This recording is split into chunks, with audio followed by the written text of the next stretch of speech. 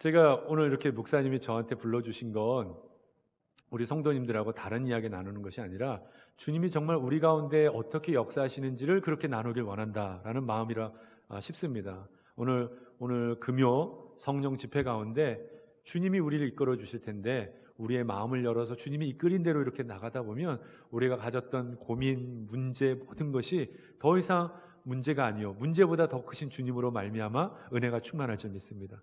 정말 그러게 되길 바랍니다. 저는 티벳에서 선교 사역을 했습니다. 약 한 13년간 그곳에서 사역을 하고 한국을 돌아와서 이제 목회를 시작을 했습니다. 제가 이제 선한목자교회에서 이렇게 목회를 하면서 설교를 할 때, 특별히 설교를 할 때 많은 성도님들이 저한테 별명을 하나 지어주셨어요. 저 목사님의 설교는 뭐 이렇게 얘기를 하실 때 저한테는 어떤 별명을 지어주시냐면 삶의 설교를 잘하는 분이야 이렇게 해주셨어요. 그래서 듣기엔 참 좋죠. 근데 한 가지를 생각해 보면 말로 설교를 잘 못한다는 거 아닌가라는 생각을 해봐요. 근데 삶으로 설교한다라는 말은 결국은 저분은 삶에서 진솔함이 드러나 이런 말인 것 같아서 제가 칭찬으로 듣습니다.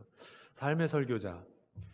왜 또 이런 이야기가 붙게 됐냐면 저희 이제 유기성 목사님이 본인의 칼럼 중에 어떤 설교자가 설교를 잘하는가 이런 칼럼을 몇 번 쓰신 적이 있어요. 거기에 제가 몇 번 등장을 하게 됐습니다. 제가 상황인즉 제가 이제부터 설명을 드리도록 하겠습니다. 제가 한국에 딱 오자마자 설교 준비를 하게 됐습니다. 근데 선한목자교회는 설교 준비할 때 목사님들마다 먼저 각자가 받은 말씀을 가지고 이제 묵상을 하고 설교문을 작성을 합니다. 그런데 한 가지가 더 있어요. 저희는 그 설교문을 가지고 담임 목사님과 유기성 목사님 포함해서 거기 있는 목사님들이 다 모인 자리에서 크리틱이라고 해서 먼저 시연회를 합니다.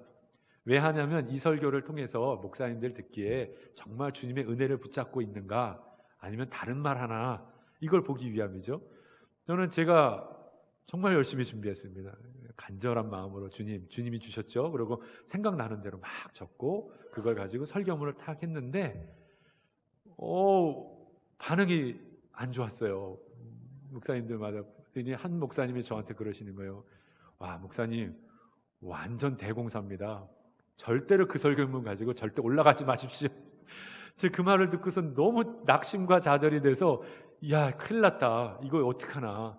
이제 설교할 그 시기는 다가오고 막 안절부절해서 제가 아직도 기억나는 건요. 3일 밤을 잠을 못 자고 샜어요. 믿기지가 않으시죠? 설교를 하기 위해서 온갖 머리를 짜내고 기도하고 하는데 이게 안 되는 거예요. 그래서 뭐 애를 타면서 잠은 안 오고 정말 3일 밤을 이렇게 잠을 제대로 못 자고 샜어요. 그럼 마지막에 제가 너무나 이게 힘드니까 이 고통스러워서 주님께 주님 이거 어떡합니까? 그러는데 그때 선한목자교회 기도실에서 어떤 분이 이렇게 걸어 나오시는데 마침 저 먼저 설교해야 될 분이 거기서 나오는 거예요. 그 목사님이. 근데 얼굴이 기도하고 나온 분의 얼굴 모습이 진짜 호쭉 말랐어요.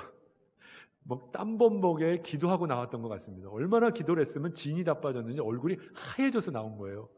근데 제가 그 모습을 딱 보고 나서 뭐 어떤 생각이 들었냐면 제가 와, 설교 준비는 저렇게 해야 되는구나. 저렇게 해야 되는구나. 그러고 제가 마음을 탁 잡고 기도실에 들어가서 기도하기 시작했습니다. 기도를 어떻게 해야 되나 주님, 이거 어떻게 해야 됩니까? 처음엔 답답한 심정, 말씀이 안 오는 것 때문에 답답한 마음으로 그렇게 기도를 하는데 더 안 잡히는 거예요. 그래서 막 때를 쓰듯이 주님하고 외치면서 이제 시작을 했어요. 이것도 안 되는 거예요. 주님, 저 살려주세요. 이제 더 이상 어떤 뭐 고급스럽게 이런 단어 쓰는 게 아니라 정말 살려달라는, 주님 이번 저한테 이 설교문 지혜를 안 주시면 저는 이제 더 이상 큰일 납니다. 이제 그 큰일 난 시간이 오니까 주님 저 살려주세요. 살려주세요. 살려주세요.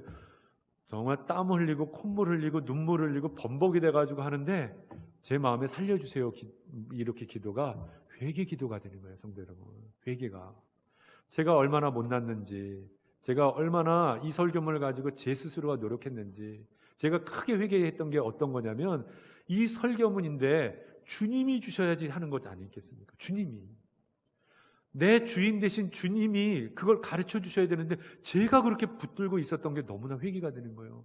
그러면서 더 깨달아진 건 제가 한 주 동안에 있었던 제 삶이 다 보여지는 거예요. 주님의 그 말씀대로 살지 못했던 제 부끄러운 모습이 다 드러나는 거예요. 설교는 두 번째고요. 제 부끄러운 이 못난 모습 때문에 주님 부르짖으면서 주님 용서하여 주옵소서. 주님 용서하여 주옵소서. 제가 정말 주인 되신 주님을 놓치고 제가 살았습니다. 그리고 펑펑 울면서 기도하고 그렇게 했는데 정말 신락 같은 음성처럼 제 마음에 이렇게 빛이 비치는 걸 느꼈습니다. 그때 빛이 비춰지고 그러면서 그 빛을 따라서 제 마음을 들여서 집중해서 쭉 나가보니까 어느 절에 설교문이 되어 있는 거였어요. 저희가 정말 놀라운 경험이었습니다. 설교 한 편도 이렇게 준비해야 되는구나. 저한테는 그때서부터 제가 어떤 것을 준비하고 설교든 어떤 거든지 제일 먼저 제 마음과 상태와 전혀 상관없이요. 제 어떠함과 전혀 상관없이 제일 먼저 기도하며 나가는 게 있습니다. 주인 되신 주님을 먼저 부르짖는 거예요. 그리고 주님 앞에 내 마음을 올려드리는 겁니다. 그게 해답이더라고요. 제가 그렇게 준비하고 나와서 설교문을 가지고 그 떨리는 마음으로 제가 아직도 기억나는 건 처음 그 강단에서 제가 설교했던 기억이 납니다. 사실은 부끄러운 고백이지만 저의 그 크리틱, 그거 완전 대공사입니다 했던 분이 여기 앉아 계세요. 정한영 목사님이세요. 정말 감사해요. 지금도 우리 정한영 목사님께는 제가 있는 동안에 제가 잊지 못할 귀한 목사님이시고 제 영적인 방향도 잘 잡아주셨던 목사님이세요. 선교사로서의 그 삶이 목회자로서의 삶을 어떻게 해야 될지를 몸소 옆에 있으면서 잘 가르쳐줬던 분이 바로 정한영 목사님이세요. 우리 성도 여러분, 이런 귀한 목사님하고 있는 거 복인 거 아시죠? 네, 정말 복입니다. 그러니까 이거는 제3자가 말해줘야 될 것 같아요. 왜냐하면 제가 그걸 간증자, 증인이기 때문에 그래요. 우리가 설교 한 편도요, 주님 붙잡고 하지 않으면 세상 말 아닙니까? 헛된 말이에요. 세상에 좋은 말 다 끄들어 붙잡아서 전하는 것밖에 더 되지 않습니까? 그런데 아무리 부족하고 연약한 것 같아도 주님을 부르짖고 주님이 주신 마음을 끝까지 잡으며 선포하는 것은 설교지 않습니까? 주님의 말씀이 되는 거예요. 하다못해 목사도 설교를 이런 마음으로 준비를 한다면 우리의 믿음 생활을 어떻게 해야 되겠습니까? 우리가 사는 것, 생각하는 것, 우리가 어떤 것을 결정하는 것, 성도 여러분, 주님 붙잡으면서 결정하셨어요? 오늘도 이 자리에 나오면서 주님 마음 붙잡고 주님께 물어보고 예배의 자리에 나오셨습니까? 주님 생각하면서 우리 성도님들은 매일의 하루 동안에 진행됐던 삶을 주님 앞에 올리면서 살아보셨습니까? 여러분들 주인이시잖아요. 주님이라고 맨날 부르짖지 않습니까? 그런데 우리는 주님이라고 믿으면서도 그 주인에게 내 삶의 질문을 해본 적이 별로 없다면 그것처럼 애통하고 불쌍한 인생이 어디 있겠습니까? 우리가 정말 주님이 말씀해 주시지 않으면 내 삶에 어떤 것도 선택하지 않겠습니다. 내가 주님이 정말 나한테 알려주시지 않으면 내가 어떤 생각조차도 지금 판단하지 않겠습니다. 내가 어떤 감정이 올라오고 내 마음이 상처가 있더라도 주님이 내 마음에 다스려 주지 않으면 나는 어떠한 마음도 내가 그 자리에서 쓰지 않겠습니다. 이런 각오가 있어야지 우리가 진짜 믿는 사람 아니겠습니까? 이게 진정한 예수님을 따르는 그리스도인이라고 저는 믿습니다. 주님 아니면 아무것도 아닌 인생이죠. 성도 여러분, 믿으십니까? 우린 주님 아니면 아무것도 아닌 인생이에요. 그걸 매일같이 경험하고 사는 것이 우리의 삶이 되어야 하는 것이겠죠. 성도 여러분, 여러분들은 돈 좋아하시죠? 네, 저한테 물어봐 주시면 저는 바로 대답 드립니다. 저 좋아해요. 네, 돈 필요한 거 절감하며 살지 않습니까? 돈이 정말 없으면 안 된다는 거 우린 다 느끼고 살고 있습니다. 그런데 문제는요, 돈이 안 되는 인생으로 살면 이것보다 허망한 인생은 없는 거예요. 돈이 필요한 건 알지만 돈이 안 되는 인생으로 살아버리면 그 인생은, 그 영혼은 결국 죽는 것 아니겠습니까? 제가 어떤 은퇴하신 목사님의 글 한 편을 제가 읽어드리겠습니다. 그러면 조용하게 한번 들어보시고 이 목사님이 어떻게 우리에게 도전을 주시는지 한번 들어보셨으면 좋을 것 같아요. 나이 많이 들어 병든 몸이 되어보셨습니까? 자리 보전하고 누워 처량한 몸이 되어보았습니까? 보양식이요 영양식이요 라며 받들어 모셔줄 이가 지금 있습니까? 대소변을 받아주고 냄새나는 속옷을 아주 뽀송뽀송한 것으로 갈아입히고 이부자리를 햇볕에 말려줄 이는 지금 누구입니까? 늙어도 꼼꼼히 살피며 늙어야 합니다. 시대가 변해도 한참 변했습니다. 정신 차리고 노후 대책을 마련하지 않으면 큰일 납니다. 그런데 자식과 며느리보다 훨씬 멋들어지게 당신의 비위를 맞춰줄 놈이 있습니다. 대소변을 받아주는 것에서부터 죽을 끓여대고 빨래해주고 시간 맞춰 약도 먹여주며 항시 대기하며 지켜보는 놈이 있습니다. 자식도 못하는 일을 도대체 누가 돌봐준답니까? 그렇게 할 수 있는 놈이 딱 하나 있습니다. 바로 금서방입니다. 돈 말입니다. 금서방은 모든 것을 다 해줍니다. 종처럼 마구 부려먹어도 불평하지 않습니다. 그러므로 금서방을 움켜잡고 놓지 말아야 합니다. 함부로 빌려주지도 마십시오. 그놈은 일단 나가면 다시 돌아올 줄도 모릅니다. 기분 좋다고 내어주어서도 안 됩니다. 누가 아양 떤다고 풀어주지도 말아야 합니다. 누가 금서방 안부를 묻거들랑 모른다고 하십시오. 놓으면 끝이고 풀어주면 끝입니다.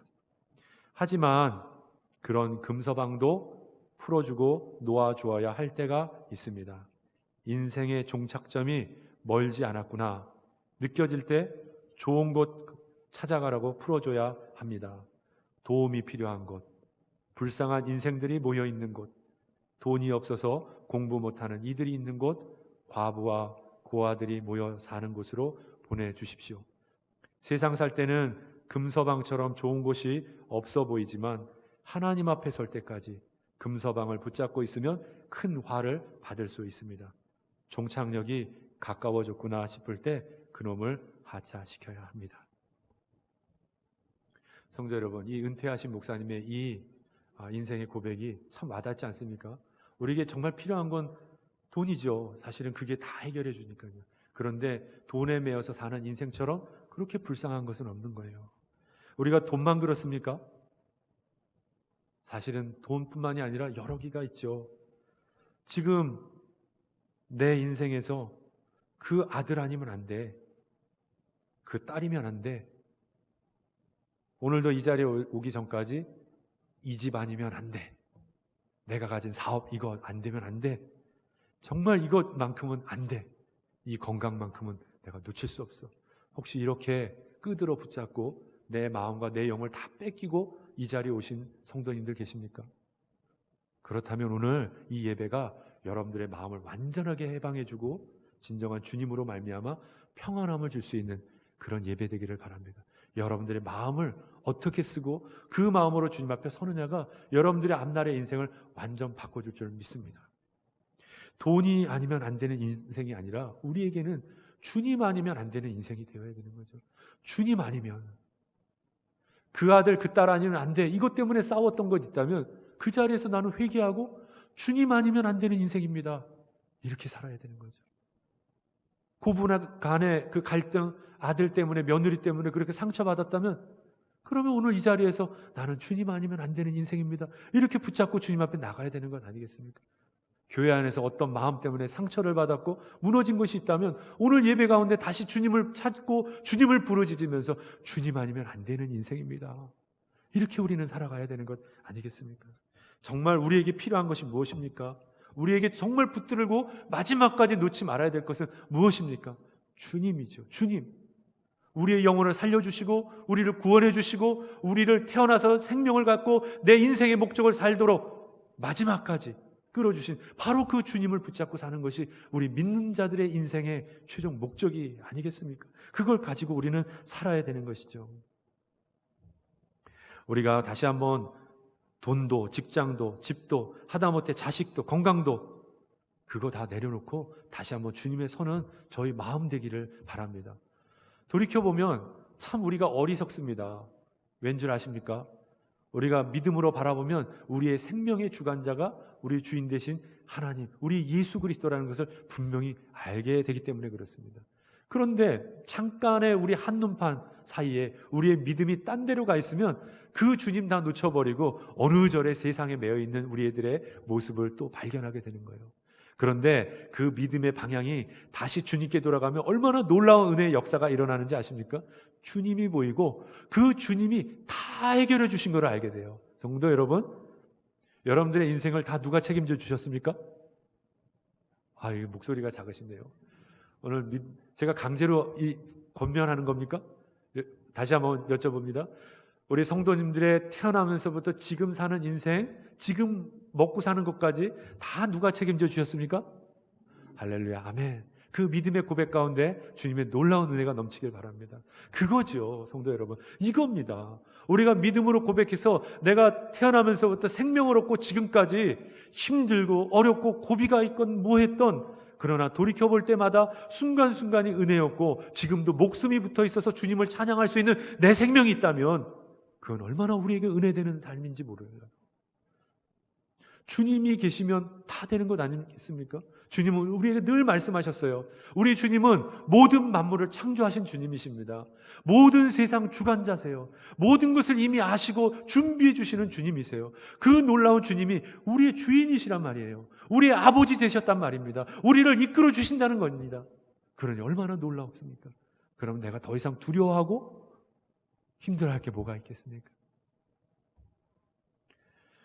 채워주실 분도 주님이세요. 마지막까지 우리 인생을 끌어주실 분도 주님이십니다. 이 분명한 믿음을 오늘 저희 모두가 회복하고 돌아가시기를 바랍니다. 이 분명한 진리를 오늘 바울은 깨우치고 살았다는 거예요. 바울은 그가 얼마나 놀라운 인생을 살았습니까? 그가 얼마나 놀라운 믿음의 사람이었고 놀라운 전도자였습니까? 그런데 놀라운 이전에 그 한 인생이 살아갈 때 어떻게 그런 담대한 믿음으로 살았을까? 참 우리한테 도전을 많이 주는 것 같아요. 그런데요, 그 도전 주는 삶은 복잡한 삶이 아니었었어요. 사도 바울의 인생은 그렇게 복잡한 인생이 아니었습니다. 아주 단순하게 딱 한 가지를 붙잡고 살았던 거죠. 오늘 고백했던 것처럼 사나 죽으나 다 주님의 것입니다. 주인됨이 분명한 삶, 누가 주인인지를 알고 살았던 삶을 살았던 것이 사도 바울이에요.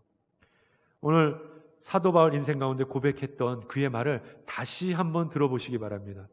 우리가 살아도 주를 위하여 살고 죽어도 주를 위하여 죽나니 그러므로 사나 죽으나 우리가 주의 것이로다. 아멘. 성도 여러분, 이 믿음의 고백으로 바울은 다 모든 것을 이겨나갔어요. 사실은 한 인생으로 보면 어떻습니까? 바울의 인생이 그렇게 행복한 인생이 아니었죠. 원래는 살아계신 주님을 만나기 이전에는 사람의 눈으로 보면 이것보다 더 행복한 인생은 없었을 것 같아요. 누릴 수 있는 건 다 누렸던 인생이지 않습니까? 그런데 그가 주님을 만난 다음에 어떻게 변했습니까? 그는요, 예수님을 만나기 전에 사울이었을 때는 그가 얼마나 하나님에 대해서 잘 알았는지 학식적으로나 지식적으로나 성경은 그 사람을 따라갈 사람이 없었어요. 성경은 말하기를 그는 바리새인이요. 그런데 그냥 바리새인도 아니에요. 그는 가말리엘의 문화의 사람이라는 거예요. 당대에 하나님을 아는 지식은 이 사람보다 쫓아갈 사람이 없었다라는 얘기죠. 그는 그 지식으로 말미암아 주변 유대인들에게는 아주 유명 인사였었어요. 어떤 사람도 이 사람을 모르는 사람이 없었죠. 이 사람이 말 한마디를 하면 그 영향력은 놀라웠습니다. 다 이 사람이 말하는 걸 따랐던 거예요. 그가 가졌던 명예, 그리고 그 사람이 가졌던 명예가 있어서 따라왔던 권력, 얼마나 많은 걸 누리고 살았습니까? 게다가 이 사람은 태어날 때부터 자기는 로마 시민권을 가지고 있었던, 남들이 부러워할 만한 인생으로 그렇게 살고 있었던 겁니다. 그런데 어떻게 됐죠? 이랬던 사람이 다메섹 도상에서 그 부활하신, 그 살아계신 예수 그리스도를 만남으로 말미암아 진정한 주인을 찾지 않게 되었습니까? 진정한 주인을 만난 다음에 바울은 어떻게 됐습니까? 그의 고백은 명확했어요. 그의 고백은 분명했습니다. 비로소 깨달은 것, 지금 살아계신 주님이 나와 함께 계시구나. 그 주님이 나의 인생을 다 책임져 주시는 거구나. 그래서 그가 마지막에 고백은 내가 알았던 이전의 것은 다 배설물처럼 버립니다 라고 그는 고백을 했습니다. 성도 여러분, 얼마나 놀랍습니까? 우리가요, 인생을 살아도 참된 주인을 섬기고 사는 것, 우리 인생이 얼마나 중요한지 모릅니다. 세상 사람들은 인생 가운데 진정한 참된 주의를 찾지 못하니까 얼마나 허망한 것들을 쫓아며 살고 있습니까? 허망한 우상을 섬기고 허망한 것들로 그 마음을 채우고 허망한 인생길로 살다가 그렇게 죽어가고, 모습은 부러워할 것처럼 보이지만 그 인생의 마지막은 어떻게 마감이 되는지는 여러분들 다 보시지 않습니까? 엉뚱한 것을 주인으로 모시고 살다가 훗날 정말 인생의 종착역에 이르렀을 때 땅을 치며 후회할 그런 것들, 아무 소용이 없는 때가 이루어진다는 거죠. 그런데 반대로 정말 인생 가운데 참된 그 주인만 분명히 붙잡고 산다면, 그 주인됨을 분명하게 우리가 믿고 산다면 그 하나 때문에 그 인생이 정말 의미 있는 삶으로 변한다는 것, 성도 여러분 알고 계십니까? 그 예수님, 우리의 생명을 주신 그 예수님, 나에게 목적을 주셨어요. 살아갈 이유를 주셨어요. 사명을 주셨어요. 내게 돈을 주신 것도 주님이 사명을 이루라고 우리에게 주신 것 아니겠습니까? 내게 명예를 주셨어요. 그러면 그 명예도 주님의 일을 하라고 우리에게 부어주신 것 아니겠습니까? 내가 지금 목숨을 붙여서 건강이 있다면 비록 아프고 힘들어도 내 목숨이 붙어있는 한 내 입술에서 주님을 찬양하고 주님을 예배하고 경배하라고 주님이 생명을 붙여주신 것 아니겠습니까? 그런데 이걸 모르면 우리가 원망하고 불평하고 그렇게 살다가 인생을 마감하는 거죠. 바울은 사울이었을 때 그 살아계신 주님에 대해서 그가 깨닫지 못하고 주인을 찾지 못하니 그가 그렇게 자기의 의로움을 가지고 세상을 살아가는 것을 보게 됩니다. 그런데요, 그 사울이 살아계신 예수님을 만나고 그가 예수님의 이끌림을 살면서 그는 그의 모든 의가 사라져버렸습니다. 그리고 주님 앞에서 겸손한 삶을 살고 있죠. 성도 여러분, 오늘도 하루를 돌이켜볼 때 여러분들의 인생은 겸손한 삶이었습니까? 아니면 교만한 삶이었습니까? 너무나 중요해요, 우리에게는. 주님이 주인됨으로 분명히 믿어진 사람은 그 인생을 살 때 날마다 겸손해서 어떤 것도 감사하는 마음이 들었을 겁니다. 그런데 여전히 내 마음에 주인 되신 그 예수님이 붙잡혀지지 않으면 어떤 걸 쏟아부어줘도, 어떤 걸 이끌어줘도, 기막힌 인생의 그 계획의 플랜을 알려줘도 그 입술에선 절대로 감사하는 고백이 나올 수가 없는 거죠. 그러니 성도 여러분, 우리에게 더욱더 중요한 건 무엇입니까? 믿음 가운데 고백하며 주님 앞에 나가야 될 우리의 마음은 무엇입니까? 그것이 이루어지고 안 이루어지고 더 채워지고 부족한 것이 중요한 게 아니라 있는 것 가운데 겸손한 마음으로 참된 주인을 붙잡고 그렇게 감사함으로 나가는 것, 그것이 우리의 영을 살리는 길이라 믿습니다. 이런 주인을 만나보시기 바랍니다.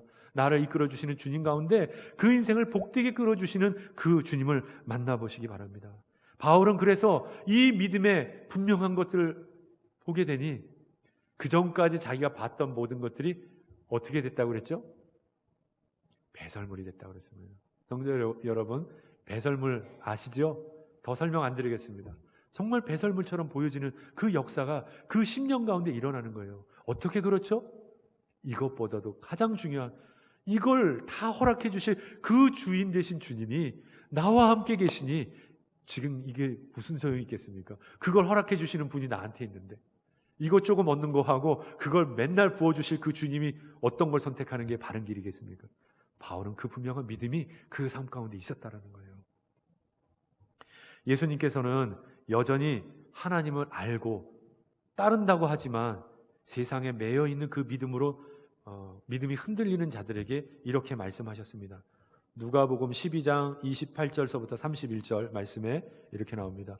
오늘 있다가 내일 아궁이에 던져지는 들풀도 하나님이 이렇게 입히시거든 하물며 너희일까 보냐 믿음이 작은 자들아. 너희는 무엇을 먹을까 무엇을 마실까 하여 구하지 말며 근심하지도 말라. 이 모든 것은 세상 백성들이 구하는 것이라. 너희 아버지께서는 이런 것이 너희에게 있어야 할 것을 아시느니라. 다만 너희는 그의 나라를 구하라. 그리하면 이런 것들을 너희에게 더하시리라. 아멘. 주님의 약속의 말씀이에요. 주님이 우리에게 부어주신, 우리 인생들에게 주셨던 약속의 말씀입니다. 사람은요, 주님을 믿는다고 하면서도 여전히 흔들리지 않습니까? 세상 먹고 사는 것 때문에 내 주변에 여러 가지 근심과 그런 것 때문에 지금도 두려워하며 살고 있지 않습니까? 그런데 주님은 이런 인생 가운데서도 부어주시는 약속의 말씀은 분명히 너희에게 주신다는 것이에요. 너희를 입혀주시고 너희에게 마실 걸 주시고 근심하지 않도록 주님이 채워주신다고 오늘 약속해 주셨습니다. 그걸 우리가 어떻게 알죠? 성도 여러분, 우리가 그것이 눈앞에 보여지지 않는데 어떻게 알고 있습니까? 주님이 믿음 가운데 우리에게 약속의 말씀을 부어주셨기 때문입니다. 여러분들, 살아계신 그 예수 그리스도가 우리를 사랑하셔서 십자가에 달려 돌아가신 것을 분명히 마음으로 붙잡고 산다면 그 사랑으로 넘치는 그 예수님이 우리의 인생을 끌어준다는 것, 이거 왜 못 믿고 살겠습니까? 고통 가운데 있어도 이 믿음이 있지 않겠습니까? 바울은 이 믿음이 있었기 때문에 고난받는 길도 감사함으로 나갈 수 있는 믿음이 생겼어요. 일부러 고난 가운데 들어갈 사람이 누가 있겠습니까? 지금도 전 세계의 많은 선교사님들은 그 힘들고 어려운 자리에 왜 가겠습니까? 인생으로 보면 어리석죠. 이렇게 바보스러운 인생이 어디 있습니까? 자기 죽을 것, 자기 고통받을 것, 자기 인생과 자기 가족이 다 힘들 것 알면서도 왜 그 자리를 갑니까? 그런데요, 생각해보면 그 선교사님들은 세상 사람들이 모르는 영적인 충만함과 기쁨이 있기 때문에 그 자리를 가는 거예요. 세상이 알 수 없는 넘치는 그 놀라운 그 복과 그 은혜가 있는 걸 믿기 때문에 그 자리를 가는 겁니다. 그 믿음이 분명하면요, 우리도 이 세상 가운데 살아갈 때, 성도 여러분, 오늘 살아가는 여러분들 인생 가운데서 그 믿음으로 여러분들 날마다 기쁨이 넘칠 수 있습니다. 그 기쁨에 넘쳐서 주님 앞에 더 기쁨으로 화답하며 나갈 수가 있어요. 주인이 바뀌어야 됩니다. 성도 여러분, 정말 참된 주인이 바뀌어야 돼요. 내 삶을 이끌어주시는 그 주님이 정말 살아계신 주님으로 내 안에 보여지기를 여러분들 구하셔야 됩니다. 내가 여전히요, 내 삶의 주인이 되어서 주님 오셔서 나를 도와주세요 그러면 주님이 그거 우리 인생을 어떻게 끌어주시겠습니까? 마치요, 내 인생에 차 운전을 하는데 여전히 불안한 마음으로 내가 운전하면서 주님이 나보고만 그냥 알려달라고 하는 거예요, 길을. 그러면 그 주님이 정말로 불안해서 우리한테 알려주시겠습니까? 그러면 바꿔야죠. 다시 내가 믿음으로 주님께 내 인생의 자리를 옮겨드리고 그 믿음으로 주님이 운전하시도록, 그럼 나는 그 뒤를 쫓아가는 마음으로 계속 나가면 그렇게 그 은혜가 우리 가운데 누려지지 않겠습니까? 그걸 정말 경험하는 저와 여러분들 되시기 바랍니다. 두렵고 떨리지만 그 한 발로 한 발 한 발 나가면 주님께 내 자리를 한번 옮겨봐 주시기 바랍니다. 그러면 그 바뀐 걸 통해서 내 삶의 가장 중요한 것으로 주님이 먹이고 입히신다는 거예요. 오늘 말씀합니다. 누가복음에서 그의 나라와 그의 의를 구하라. 그리하면 너에게 그 모든 것, 필요한 것, 아시는 것 다 채워주시리라. 먼저 그 나라와 그 의를 우리가 어떻게, 어떤 방법으로 그것을 지키며 살아갈 수 있겠습니까? 방법은 하나예요. 내 안에 살아계신 예수님을 바라보고 살면 되는 겁니다. 어떻게 해 내가 주님의 뜻대로 삽니까? 내가 어떤 말씀으로 나가야 됩니까? 주님은 한 번도 우리가 그렇게 살라고 밀어붙이신 적이 없어요. 오히려 그렇게 돼서 죄악된 인생들이기 때문에 주님이 그 죄를 허물고 사해 주시기 위해서 십자가에 달려 돌아가시지 않았습니까? 우리에겐 가능성이 없는 거죠. 그럼 우리는 어떻게 그 연약하고 무너지는 우리의 마음으로 주님의 길을 따를 수 있겠습니까?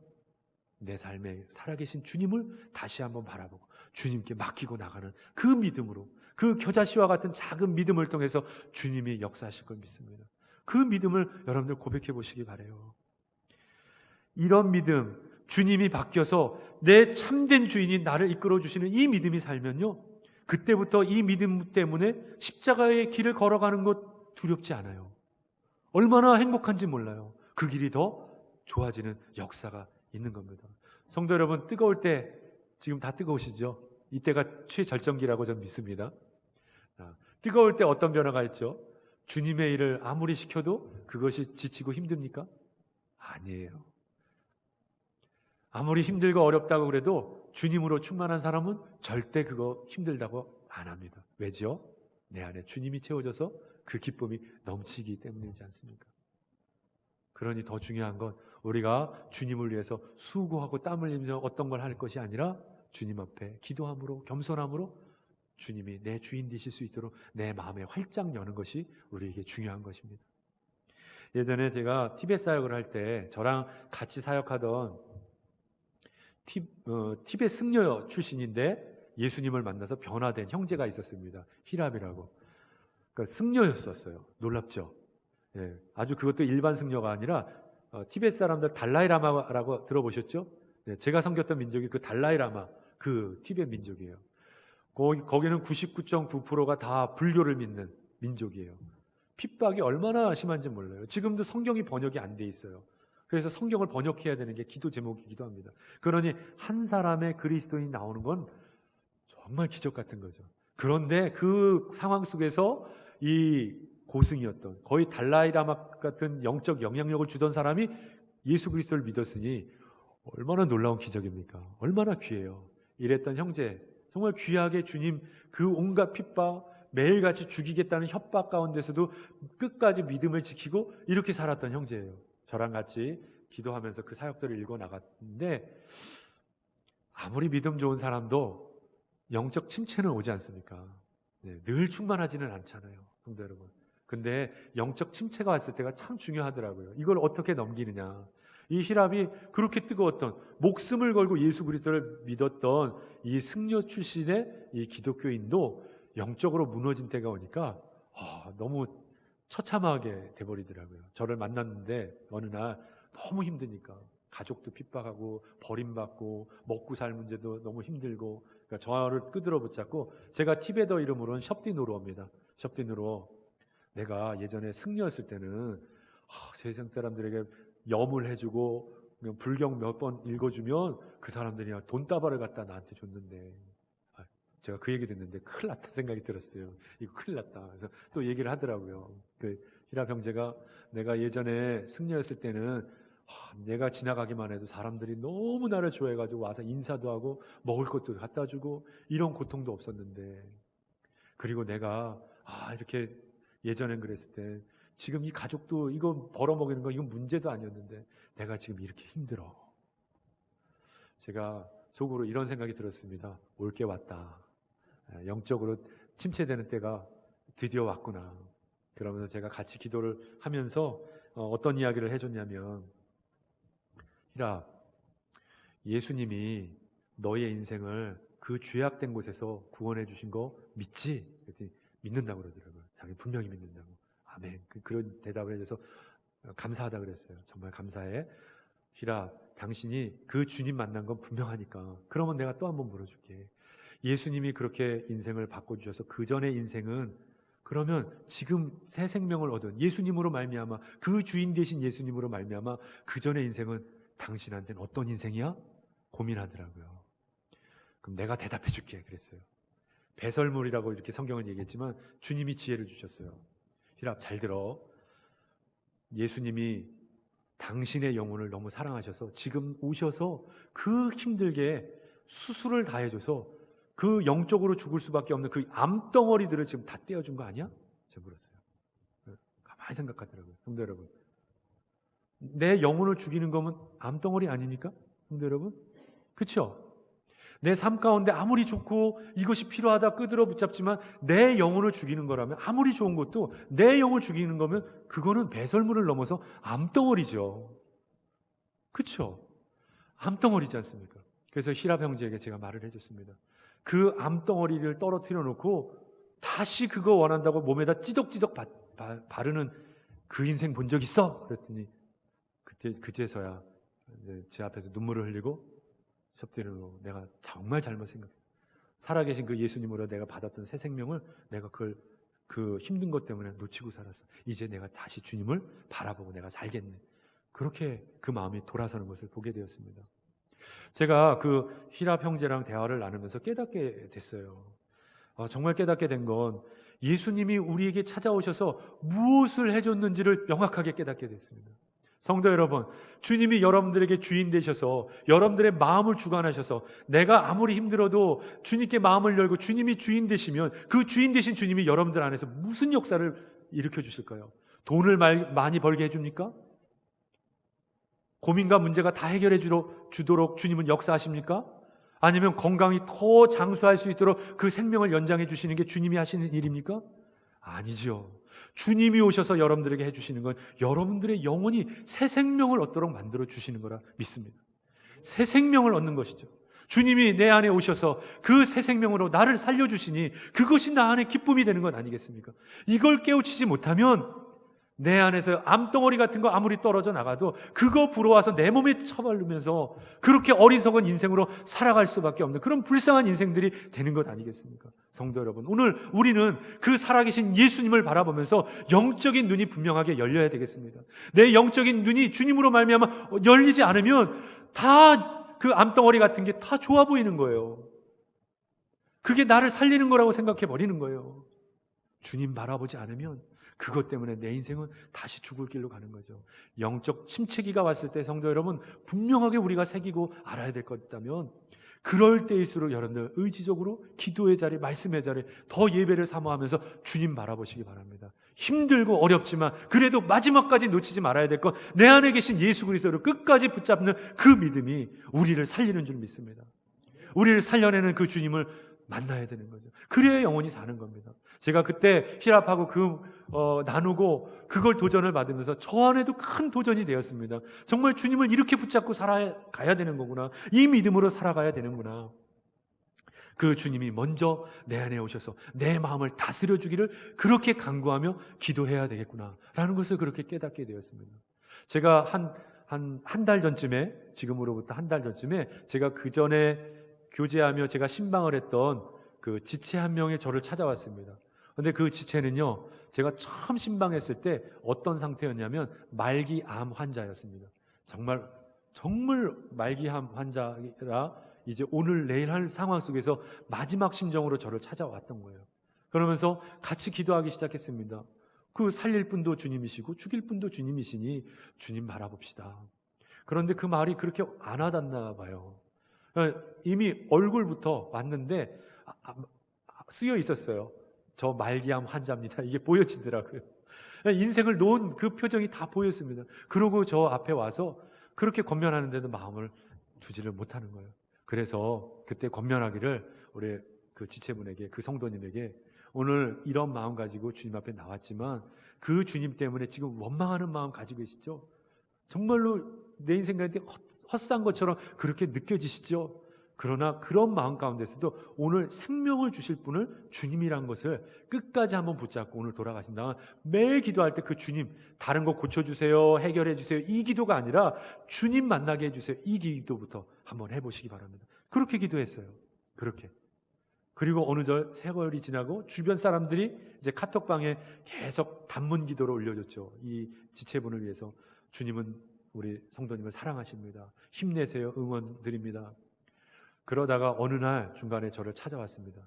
그렇게 주님을 원망하고 성경도 읽지 않고 그냥 완전 포기했던 인생이 저한테 그렇게 이야기를 하는 겁니다. 목사님, 제가 지금 너무나도 고통스럽고 막 뼈에 암이 전이가 돼서 이 고통이 말을 못하지만 제가 더 고통스러운 걸 발견하게 됐습니다. 그래서 그게 뭐예요? 그랬더니 목사님, 제가 그만 알아버렸어요. 그런 거예요. 그래서 뭘 알아버렸어요? 그랬더니 주님이 살아계신 걸 알아버렸습니다.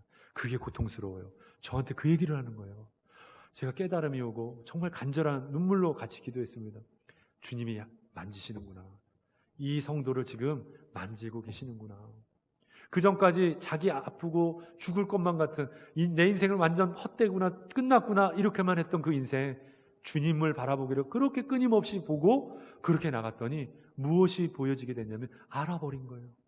주님이 내 안에 계신 게 이제 알아버린 거예요. 그랬더니 저한테 그러더라고요. 예전까지 막 살고 함부로 막 했는데 내 인생 마구 구렸는데 이제는 그렇게 못 살겠어요. 주님이 나를 지켜보신다 생각하니 더 이상 그렇게 못 살겠습니다. 그게 고통스러워요. 그래서 제가 같이 기도해 주면서 주님이 이제 역사하실 겁니다. 그러니 주님이 원하는 길로 그 인생의 방향을 돌려보세요. 그리고 세월이 지났어요. 그리고 한 달 전쯤에 만난 겁니다.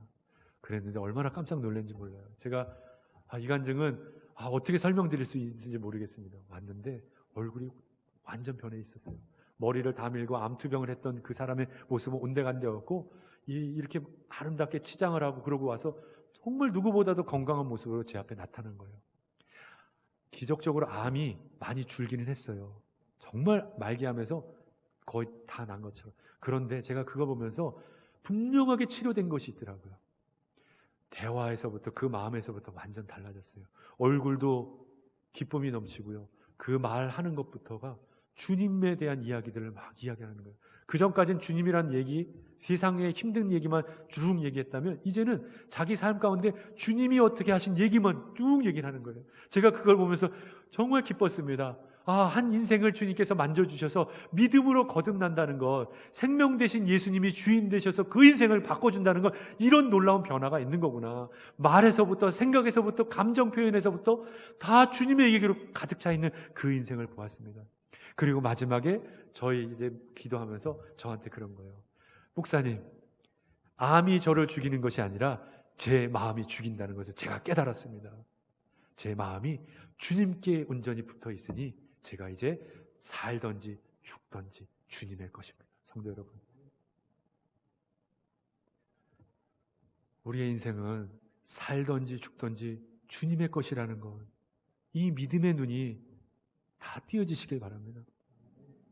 이 믿음의 눈이 띄어지면 그 전까지 그렇게 불평했고 원망했고 그리고 내 인생의 모든 것 때문에 힘들어했던 것들이 어느 절에 내 마음을 바꿔줘서 그 가운데 은혜의 고백이 흘러나오고 내 마음을 바꾸는 역사가 있을 줄 믿습니다. 저도 간증 하나를 좀 나누도록 하겠습니다. 저의 간증입니다. 이미 정한영 목사님께서 아까 이야기를 해주셔서 선교사로 다시 헌신한 거예요. 근데 13년 이상 그 전까지 제가 20대에서부터 40대 말까지 거의 제 젊음을 다 바쳐서 선교를 했어요. 돌이켜보면 하나님의 은혜죠. 그런데 은혜는 은혜인데 다시 그런 선교의 자리 가라고 이렇게 주님 주시면 제가 못 가겠다고 사실은 그랬습니다. 왜냐하면 제가 어느 정도 나이도 먹었고 젊을 때는 젊으니까 이런 마음 하지 않습니까? 도전도 해보지. 그냥 내가 젊으니까 그런 거 감당할 수 있지. 그런데 한국에 돌아와서는 제가 자신감이 없어지는 거예요. 내가 할 수 있을까? 나이 먹어서? 내가 그때로 돌아갈 수 있을까? 제 마음이 너무 나이가 들은 것 같은. 그리고 현실로도 교회 와서 이제 목회를 하면서 성도님들을 만나고 이렇게 목회하는 게 저한테는 저 즐거움이 있는 것처럼 제 마음에 와닿았습니다. 그리고 그 마음으로 제가 그냥 생각을 했어요. 나는 이제 한국에서 목회하는 목사야. 선교사로 가기에는 그건 젊은 사람들 보내는 거고 나는 이제 목사라 우리 성도님들 여기서 있는 분들하고 목회해야 되겠어. 그리고 제 가족을 또 돌아봤어요. 가족이 어느덧 제 아이들이 그 꼬맹이 같은 아이들이 장성해서 이미 커서 학교를 다니더라고요. 중학교를 다니고 그리고 이제 그 사춘기를 보내고 그 애들을 또 데리고 선교지로 나간다는 건 감히 제가 도전하기에는 너무 두려움이 있는 거예요. 나도 아닌데 애들까지 그 인생을 어떻게 책임져 주지? 이런 마음 때문에 결단을 못 했는데 그러다 어느 날 기도하는데 주님이 제 마음 가운데 큰 음성 같은 거를 하나를 들려주셨어요. 나이 들었다고 꿈을 버리지 않아도 돼. 이 말씀을 주시는 거예요. 나이 들었다고 꿈을 버리지 않아도 돼. 그게 콕 왔는데 제 마음에 너무 이게 어떻게 표현하지 못하는 이 쿵쾅쿵쾅거림과 이 떨림과 간절함과 이 갈증 같은 게 올라오기 시작을 했습니다. 주님, 그렇죠. 제 환경과 이런 것들 보면서 제가 묻어두고 아니야 그랬지만 제 아주 속 깊은 곳에 제 간절함은 주님과 함께 예전에 그렇게 뜨거웠던 대로 돌아가고 싶었던 마음이 있었던 거예요. 어느 절에 제가 나이 먹은 척을 하고 굳어져서 제가 그걸 귀찮아했던 제 어리석은 제 인생의 모습이 있었던 겁니다. 주님이 그걸 알려주셨어요. 그리고 제가 회개하는 마음으로 다시 어떤 고백을 했냐면 주님, 그렇습니다. 저는요 이제 다시 주님 앞에 부르심 받았었던 그 때로 제 마음을 돌리겠습니다. 내 삶의 주인 되신 주님을 내가 여지껏 믿고 살아왔는데 그것도 어느 절에 목사인데도 불구하고 어느 절에 제가 놓치고 살았습니다. 주님, 제가 이제 믿음의 용기를 얻어 다른 용기, 더 큰 걸 내가 하겠다, 뭘 하겠다 그런 건 저는 자신 없습니다. 그렇지만 이 자신 없는 마음 가운데서도 주님을 내 주인으로 삼고 그 길로 내가 쫓아가는 것만큼은 제가 다시 한번 돌아서겠습니다. 이 각오를 하니까 제 마음이 완전하게 돌아서는 거예요. 회복이 되는 거예요. 그리고 기쁨이 넘치고 할 수 있다라는 마음이 다 생기는 겁니다. 그리고 나서 그 마음을 다시 회복하고 돌아보니까 제가 여지껏 살아왔던 거 제 힘으로 살아온 것처럼 느껴졌던 게 다 회개가 되는 거예요. 또 제가 살았던 인생은 제가 끌어왔던 인생이 절대 아니라는 것을 깨우치게 되었습니다.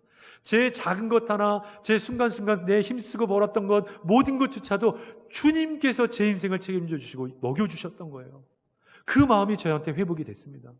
그러고 나서 그것이 저한테는 얼마나 감사가 되고 은혜가 되었는지, 그린 그 마음으로 제 아이들을 이렇게 돌아봤어요. 그랬더니요, 깨우치게 된 것, 그 꼬맹이 같은 아이들 선교지에서 아프고 힘들 때, 약도 없었을 때 기도하면서 하나님이 다 낫게 해주셨거든요. 그때 그 기쁨으로 제가 올렸던 것들이 있거든요. 공부도 지금 이렇게 공부는 썩 잘하는 것 아니지만 그래도 남들에게 똑같이 살아갈 만큼 살아갈 수 있도록 자녀들을 세워주시지 않았습니까? 그럼 되는 거죠.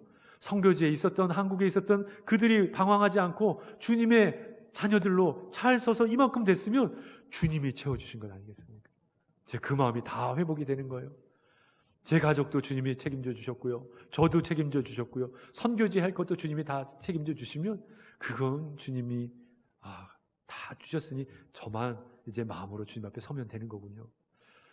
그렇게 마음을 잡은 다음에 제가 참 놀라운 경험은 그 마음을 가진 후에 얼마 있지 않아 제 선교지, 그때까지 어디로 가야 될 선교지도 알지 못했는데 선교지에서 연락이 와서 콜링이 왔어요, 저한테. 참 저가 기적 같아요, 지금도. 제가 찾는 게 아니라 제 마음이 달라지고 제 믿음의 방향이 달라지니까 주님이 갖다 주시더라고요. 성도 여러분, 믿으십니까? 내 마음이 분명히 주님 앞에 서면 그거 주님이 갖다 주세요. 오늘 누가복음의 말씀, 먼저 그의 나라와 의를 구하라. 그럼 주님이 더하시리라. 이 믿음이 그대로 이루어지는 거죠. 제가 무엇을 해야 될까, 어떻게 해야 될까, 그건 다 어리석은 거예요. 주님께 먼저 내 마음만 붙잡으면 주님이 갖다 주시더라고요. 그래서 그 지역으로 치앙마이라는 곳으로 가게 되는데, 그곳에 제가 중국 선교사들을 선교 훈련시키는 사람으로 가게 되는 겁니다. 근데 자신은 없어요, 성도 여러분. 제가 무슨 중국에 살았고 중국말을 하고 이런 거지만 중국 사람들은 어떻게 제가 선교 훈련을 시키겠습니까? 근데 그쪽에서 놀라운 이야기를 저한테 해줬어요. 중국 분들이 저한테 선교 훈련을 받고 싶습니다, 이 얘기를 해주는 건 제가 똑똑하거나 배운 게 많아서는 그게 아니었었어요. 선교로 제가 그들만큼 더 뛰어나서 그들을 가르쳐주는 게 그들이 원하는 게 아니었었어요. 그들이 저한테 이야기를 해주더라고요. 그곳에서, 그 꼴짜기 같은데 힘든 곳에서, 누구도 알아주지 않는 곳에 10년 넘도록 바보같이 산 인생으로 산 그 선교사님의 이야기를 전 듣고 싶습니다. 저희가. 제가 얼마나 감격이 됐는지 몰라요. 왠지 아세요? 제가 10년 동안 있었던 인생, 제가 속마음 가운데 정말 헛되게 살았다는 것이 불쑥불쑥 올라오는 때가 있었거든요. 쓸모없는 인생으로 내 젊음을 바쳤구나라는 죄악된 생각이 주님 붙잡지 않을 때 날마다 일어났던 게 그 마음이었거든요. 그런데요, 나중에 알고 보니 그렇게 헛되게 제가 쓸모없게 살았다는 인생이 지금 와서 보니까 정말로 중요하게 주님이 쓰셨던 그런 도구가 된다는 것을 이제 깨닫게 된 거예요. 어리석죠, 성도 여러분. 목사지만, 선교사지만 이렇게 어리석은 사람입니다. 이렇게 어리석은 사람이에요. 우리가 그렇지 않습니까? 우리가 주님의 마음을 깨닫고 붙잡지 못하면 내 인생이 어떻게 가는지, 지금 얼마나 귀한 시간을 우리가 보내고 있는지, 하다못해 지옥 같은 삶, 두렵고 떨리고 어렵고 모든 문제가 사방에서 에워싸서 도저히 빠져나갈 수 없는 그런 인생 같은, 그런 처참한 인생을 살고 있을지라도 내가 지금 이 순간이 주님이 쓰시기 얼마나 좋은 타이밍이라는 거 알고 계십니까? 내가 그 상황에서 사면이 우겨싸움을 당해도 그 자리에서 나를 이끌어 주실 주님을 바라보는 순간, 그것만큼 인생 지난 다음에 기막힌 은혜의 자리가 없다라는 거, 성도 여러분, 그거 믿으시기 바랍니다. 정말 그래요. 나중에 돌이켜봐서 중국 사람들한테 제 이렇게 어리석고 바보스러운 그 인생이 이렇게 쓰일 줄 어떻게 알았겠습니까? 제가 놀랍게 주님 앞에 찬양하게 되었어요. 주님은 이렇게 역사하시는 분이군요. 주님은 정말 이렇게 역사하시는 분이군요. 우리의 인생을 이렇게 끌어가시는 주님이시군요. 내가 그런 주님을 다시 만나게 됐습니다. 다시 보게 되었습니다. 그래서 제가 다시 기쁨으로 주님 앞에 이 고백으로 선교의 자리에 나가겠습니다. 제가 그 전에 젊었을 때 선교사로 고백했던 그 고백하고요, 지금의 고백은 근본적으로 다릅니다. 정말요. 영적으로 제가 더 성장하고 더 나아서가 아니에요. 그런 건 없습니다. 그런데 제 안에 바뀐 근본적으로 다른 믿음은 딱 한 가지예요. 정말 살아계신 주님이 내 인생을 끌어주시는 것을 내가 보고 있구나, 알고 있구나, 경험하고 있구나. 성도 여러분, 오늘 이 자리에 여러분들 인생 가운데서도 그 주인 되신 주님이 여러분들의 인생을 이끌어 주시고 끌어주시는 것을 다 보고 사는 여러분들 되시기 바랍니다. 혹 기도 제목으로 여러분들 가정 안에 기도 제목이 있습니까? 도저히 내 가족의 내 남편, 내 사랑하는 아내, 내 사랑하는 자녀들, 그런데 사랑하는 자녀, 아내, 남편이지만 왜 이렇게 뭐가 안 맞는 것처럼 그렇게 마음 때문에 이 자리에 나오신 분 계십니까? 혹은 사업 문제 때문에 그렇게 풀리지 않는 것 때문에 지금 막혀 있는 것 같은 심정으로 나오신 분 혹시 계십니까? 혹은 교회 때문에, 교회의 여러 가지 문제 때문에, 사람 때문에, 교회 어떤 이유 때문에 그 상처를 가지고 굳어진 마음이지만 그래도 주님 만나야지 이런 심정으로 나온 분 계십니까? 괜찮습니다. 오늘요, 그런 마음 가지고 오셨더라도 오늘 바울의 이 고백, 내가 살아도 주님을 위해, 죽어도 주님을 위해 그 살아계신 예수 그리스도가 내 심령 가운데 주인 되심을 다시 한번 바라보기 원하고 그 믿음으로 나가신다면 오늘 그 놀라운 역사로 말미암아 여러분들의 가정, 여러분들의 일터, 그리고 여러분들의 공동체, 여러분들의 상한 심령까지도 완전하게 치료될 줄 믿습니다. 그 믿음의 고백으로 모두가 다 회복되시는 저와 여러분들 되시기를 주님의 이름으로 축복합니다.